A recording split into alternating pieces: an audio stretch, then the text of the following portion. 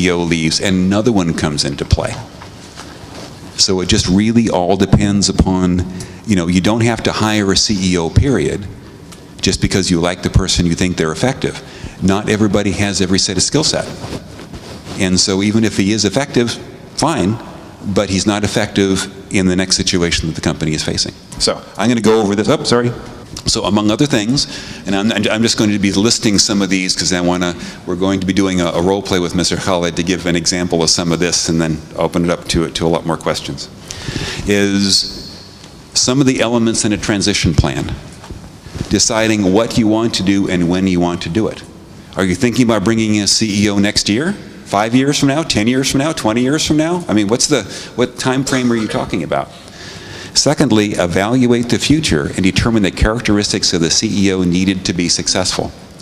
So if you think your company is going to be going through a left turn in the next several years, where things are going to be changing in a major kind of way, you probably have to be bringing a CEO to be managing that kind of thing. Thirdly, is that you need to review the potential candidates, right?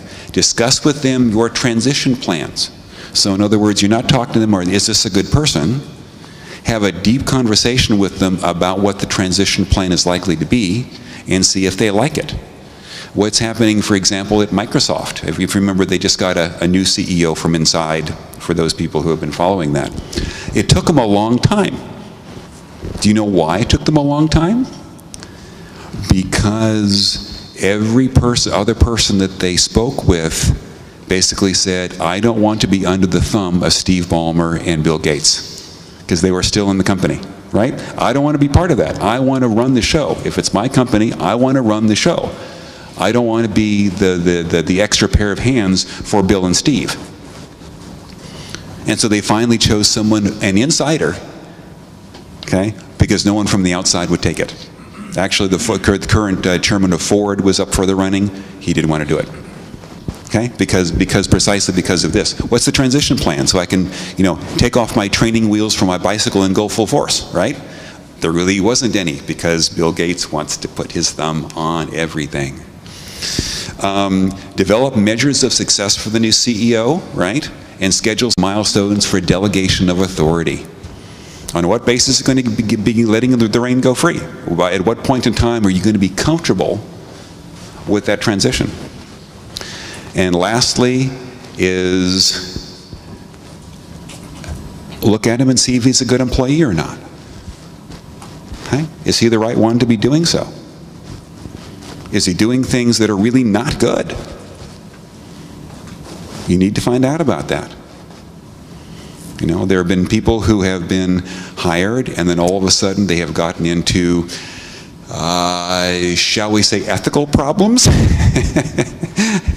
The CEO of Hewlett-Packard actually was one of them, is that Steve Hurd got into a little bit of trouble with with a lady there.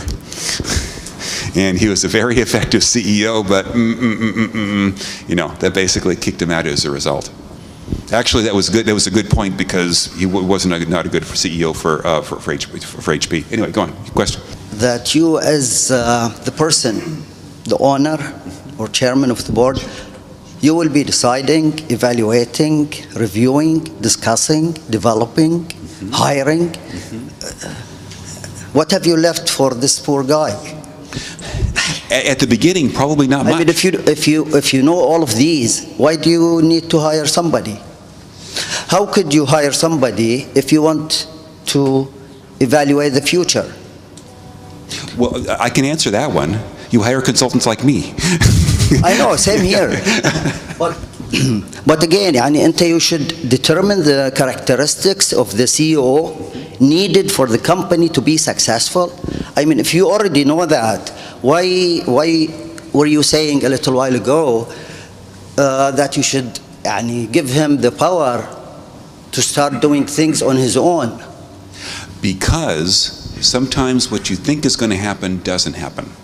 And even though you try your very, very best to make sure that he or she is the person who they say they are, things change. So do you put a threshold there? You tell him, within 5 years, if you don't do this, okay. So what if he screw up over the 5-year plan? Well, then what do you do? Well, it's hopefully that you'll know that before the 5 years is out. That's the one thing, because I don't. But in all sincerity, is that when you deal with this circumstance, is that if things are not going well, you look and find out if he is the person who is responsible for that messing up, or it's circumstances, to be frank about it, that are entirely beyond his control. Exactly. So how could you determine who to hire if, I mean, you know, the environment, business environment is not static. No. And as such, when you bring him in, probably you wanted to do, you know, plan A. Right. Well, when he came halfway through, the business environment changed, Yeah. and he had to shift to plan B. Yeah. Well, And that would, you wouldn't be happy with that. Right. And you're not happy with that. But the question is that does the CEO that you bring in have the capability to make that kind of transition from plan A to plan B? You would only know that when you reach that point. Well, I mean, hopefully. you know, you cannot Look look into the future and say, I know Right. David can do it. Well, of course I mean, you know, you're... This is not a conversation. It's going. I think if we leave that question to the end, it will be much better. That's okay, and that's fine, and we can do that. But if they've had that experience before, then hopefully they can be doing that, having that kind of experience again. Okay, that's the key. Have they done those kind of things before at other companies? If they have, that'll give you some indication about what that is. Let me kind of set the stage, if you will. This will be a play in 3 parts. So the situation is that there has been a company, and this company was founded by one person. And at first, 30 years ago, the only thing that company was doing was buying and selling vegetables. Okay, that's all that they were doing. It started expanding. They started doing imports and exports of foods. They then started doing things like growing the food and getting more into agriculture. They then started buying stores to sell that kind of produce, and then they actually started building the stores. Does this sound kind of like a natural kind of thing? Because you know how this tends to, family businesses tend to expand. Well, this has been going on now for 30 years, and they've become quite a diversified company. And they have all sorts of family members that are on the board, that are running pieces of the business, and so on and so on and so on. Well, because of this situation, things have gotten very complex. Then not only you have the issues sometimes with third generation that they're not so much interested in the business, you also have the other case where things are becoming really complicated because it's become a very complicated kind of world.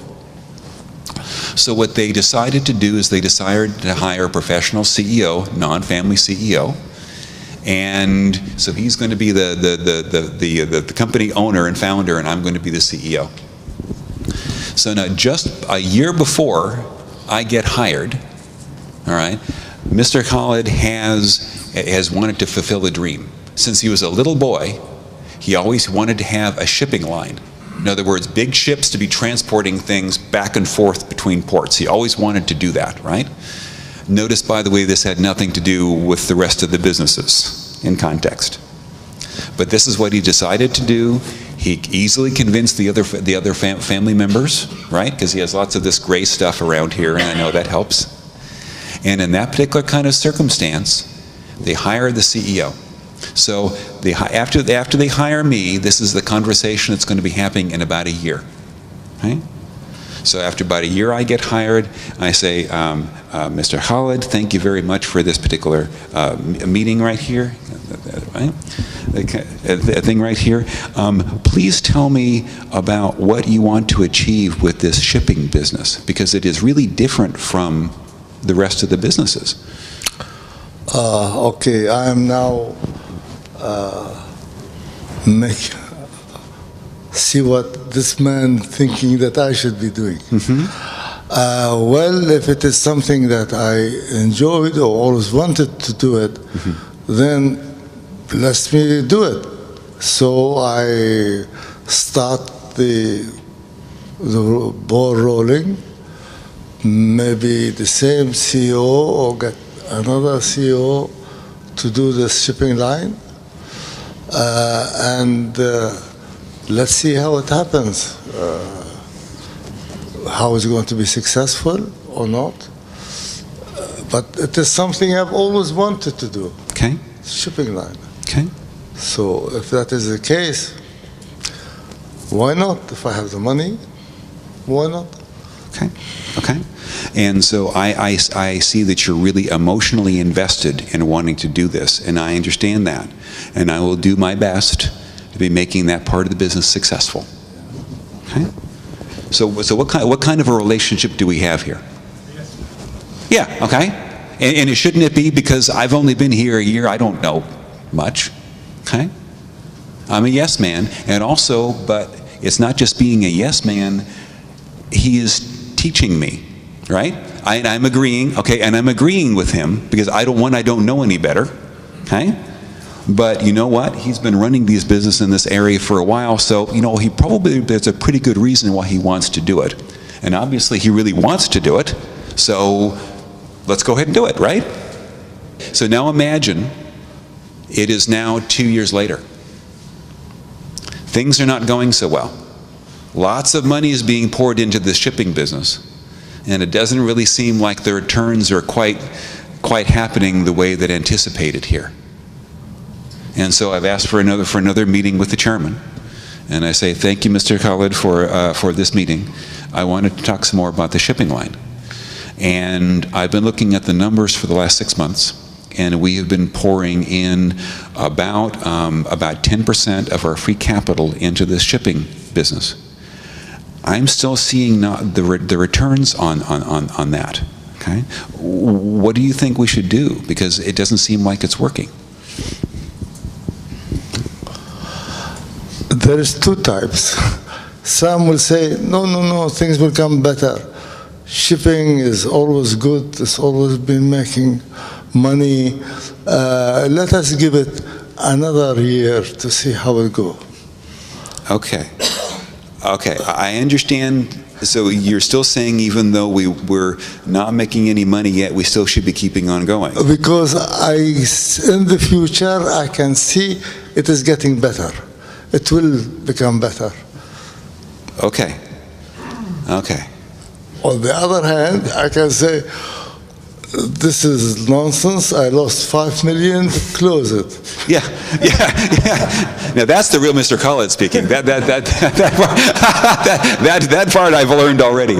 And so, okay, so that's Act 2, all right? So what's going on here between us? He's the CEO, not you. Yeah. Okay, he's the CEO, not me, but am I giving at least pushback? So you don't think I'm even giving pushback? Okay. But please suggest something, Father. Maybe hire a consultant to evaluate the business. Maybe there's some synergy. He's still a yes man. Suggest something. Okay, so still a yes man, still a little bit uncertain, but still a yes man. Maybe bring in somebody else, be looking at the numbers, so forth and so on. The rather passive kind of thing to do. A little bit of pushback. I Okay. think it is your duty to tell Mr. Khalid why the business was not successful. Okay. You Okay. are supposed to give him Make it this successful. information because you were responsible for running that business. Okay. And you have the experience and expertise in that area. Okay. So you are supposed, it's exactly the opposite. You are asking Mr. Khalid why the business was not successful. Okay. You are supposed to tell him why the business Okay. was not successful. Okay. And maybe you have to pay him the 5 million. And maybe I have to pay him the $5 million for that there too. Yeah. Wait. So I'm not only not being paid, I have to pay you $5 million? Yeah. This is not a fun situation here. Okay. All right. So now imagine 2 more years go on, and I become a little bit more confident, right? Because I've been in the role for longer.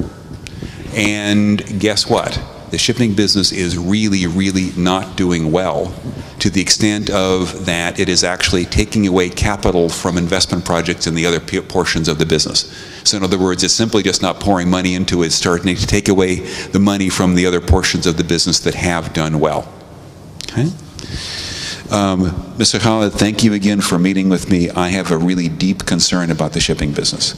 It is not meeting our internal rate of return at all. It is now consuming 20% of our free capital, and all 3 of our other businesses are not doing well as a consequence to that. I've spoken with the other executives, and we've decided that we have to stop the business and dissolve it right now.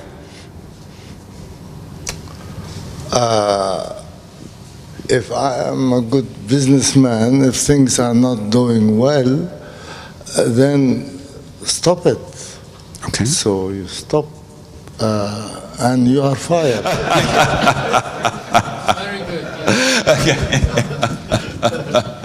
But is this the kind of conversation that you want to have? I mean, look at this. It's been years. Hate to think about how much money has been invested already. And because I was too timid, right? Or at least I was too timid for too long for that there too. Not only the company lost lots of money, I lost my job. Okay, now the role play is over with or whatever, so now let's start asking questions.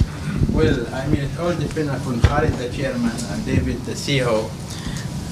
If he asks you to jump, will you say how high, or will you ask him first why before I jump? Okay, okay, That's one. okay. And second, the transition plan, when you've been recruited, you must have been facing some issues, like maybe cultures, politics within the company, accountability, authority, all these things. And the business was run before by Khalid in a centralized manner. And he brought you here to try to decentralize, go and work with your executive. So all that, an issue there. I mean, how will you solve that? Yeah, exactly. And I obviously did not handle that very well. But on the family side, when they brought me in, they probably didn't think about that much either. So, I mean, it's a mutual set of responsibilities, you know, for that. I can't fire you, but I can be mad. What was your question? I'm sorry. The question out here is actually, in terms of getting a CEO, the first thing, it has to be a cultural fit, number one. When it comes down to your role play, why wait for 2 years, 4 years? Is there nothing like a quarterly business review? Why am I sinking the ship and the company together? Why do I wait that long to actually come up and report to Mr. Khalid to say that, you know, it's been 2 years and now the other businesses are suffering because of this business? So what happens during it? It's all about the best practices in terms of how companies manage their business on a day-to-day basis, and that's exactly what a CEO is supposed to do. So why wait till the end? Yes, until it's too late, basically. Yeah. Right. Okay. For there too. Okay. Other comments, and the comments now open up to the whole presentation, not just about the role play, but this just gets the ball rolling a little bit. Yeah. Thank you very much.